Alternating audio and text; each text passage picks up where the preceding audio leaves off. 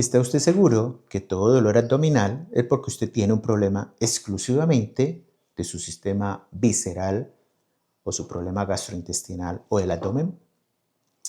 Tenemos que tener en cuenta que hay muchos pacientes que sí efectivamente sienten dolores abdominales asociados a patología exclusivamente del abdomen. Entonces, nosotros analizamos en el abdomen si el dolor es un dolor difuso, es un dolor localizado, es un dolor calambroide, es un dolor tipo cólico. Y eso lo vamos analizando en la descripción que obtenemos en la historia clínica del paciente.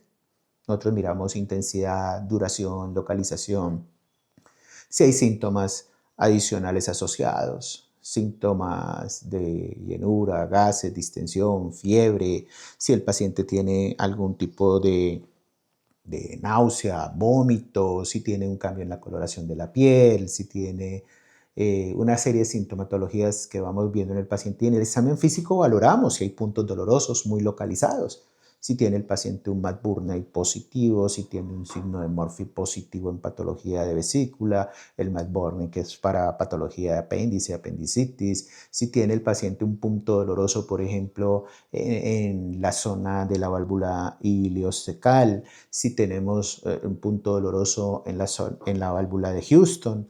Podemos analizar diversos puntos en el paciente, si tiene un Blomberg positivo. Entonces son términos muy técnicos, pero vale la pena que ustedes sepan que hay herramientas en el examen físico que los médicos utilizamos para determinar qué es lo que posiblemente le causa al paciente dolor.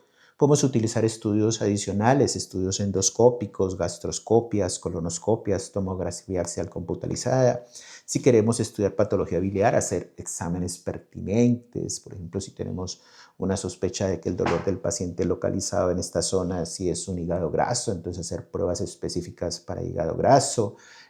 Mirar una ecografía, mirar en el paciente si tiene unas pruebas hepáticas, una bilirrubina, mirar una serie de amilasas, lipasas, si es que consideramos un riesgo de una pancreatitis. A propósito, la pancreatitis da un dolor en banda, ¿sí? Que atraviesa al paciente hacia atrás y lo hace doblar, que puede tener náuseas, vómito. En una pancreatitis un paciente puede tener estas amilasas altas, al triple, su valor normal con las lipasas, un colesterol por encima de 1000, náuseas, vómito. O si sospechamos en el caso de un dolor hacia la zona del abdomen derecho, parte superior del hipocondrio derecho, pues si el paciente está haciendo una colongitis, entonces tenemos que mirar la triada de Charcot, entre ellas que haya aumento de la bilirrubina, o sea, poniendo una ictericia en el paciente, una fiebre, otra serie de síntomas más dependiendo de la complicación del paciente o hemorragias. Si consideramos que el paciente está haciendo el dolor abdominal por una patología de colon, si es un colon ascendente, pues lo va a dar a este sector, si es un colon descendente, pues lo va a dar a esta zona izquierda, si es un colon transverso, pues va a sentir el paciente el dolor hacia la zona alta. Pero un dolor en la zona alta a usted le puede hacer sospechar, y sobre todo en la zona del abdomen, pues que puede tener el paciente un dolor reflejo en esa zona porque tiene una exofagitis, una hernia hiatal que lo hace sentir sensación que lo atraviesa, o una esofagitis con reflujo donde da ardor hacia la zona del tórax también, en la garganta le puede dar áspera y flema. O si el paciente tiene exclusivamente una gastritis, el paciente incluso puede localizarse en la zona epigástrica, que decimos los médicos aquí en el centro de la boca del estómago, con un dolor intenso en esa parte. Y obviamente pues la gastritis da otra serie de síntomas.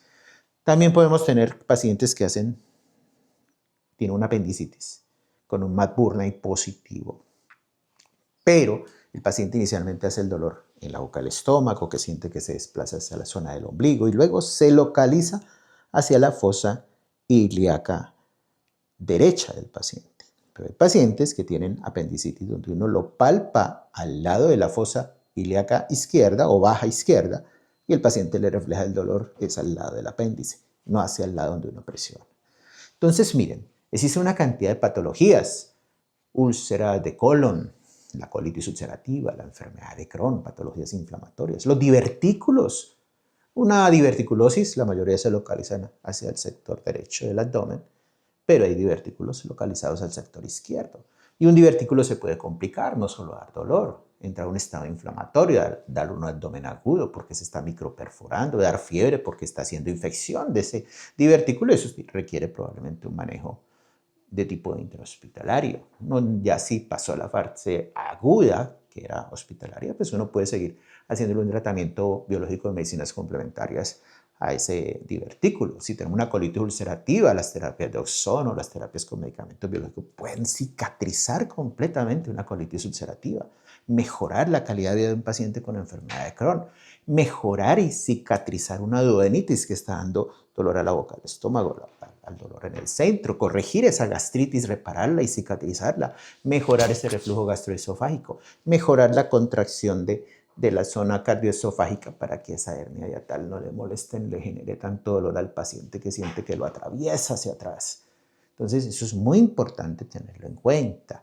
Existen patologías también obstructivas vasculares por mala circulación en el abdomen que dan dolores crónicos difusos en el paciente y que en la medida que avanzan pueden dar un dolor severo y eso ya requerir un manejo intrahospitalario. O tenemos pacientes que hacen obstrucciones intestinales. Depende del lugar donde haga la obstrucción intestinal, pues va a ser el dolor que va a tener el paciente. Una intersección, un volvulus o un tumor que obstruye un sector del abdomen. Y pues obviamente depende del grado de obstrucción, son los síntomas que va a hacer el paciente. Entonces, eso es un análisis de historia clínica muy juicioso que tenemos que hacer los pacientes con muchas preguntas en la historia clínica y ser muy meticulosos. Entender también que hay pacientes que pueden hacer patologías tipo aneurisma, un aneurisma de aorta abdominal, da dolor en el centro. Si es un aneurisma empezando, da un dolor crónico, larvado, persistente, pero si es un aneurisma que de repente nunca dio dolores y de repente ¡pum!, se reventó, pues eso es una urgencia y muchas veces mortal para el paciente. No da tiempo que se haga una intervención quirúrgica rápida en una persona. Entonces, mire, el abdomen tiene muchas cosas que hay que analizar en una persona. Pero entendamos que hay pacientes que tienen patología genitourinaria, patología ginecológica en las mujeres que le puede reflejar dolor al abdomen. ¿Sí? Entonces, eso hay que considerarlo. O hay pacientes que tienen patología de tórax, con osteocondritis, inflamación de los cartílagos, o tiene un riesgo de un tromboembolismo pulmonar, o tiene una patología cardíaca, una pericarditis, un derrame pericárdico, y pueden reflejar dolor al abdomen y no doler acá. O tener una neumonía, una neumonía basal. El paciente tiene una neumonía en la base, pero sientes el dolor en el abdomen. Entonces, el abdomen, por eso en cirugía se considera la tumba de los médicos. Yo que soy médico y cirujano, entonces uno mira que son muchos los síntomas que tenemos que analizar, ¿sí? Y por ende es tan importante una buena historia clínica, un muy buen examen físico, un uso de herramientas de radiología que hay o de endoscopía, pues saber analizar exámenes de laboratorio. Pero también tenemos que entender que hay pacientes que pueden tener un cáncer de colon, un cáncer de hígado, un cáncer de páncreas, un cáncer en la vía biliar, un cáncer retroperitoneal, ¿sí? Y no tener síntomas. Ningún síntoma digestivo. No tienen ni dolor abdominal. Y solo dan síntomas, infortunadamente, la víspera antes de morir. Y eso lo vemos así.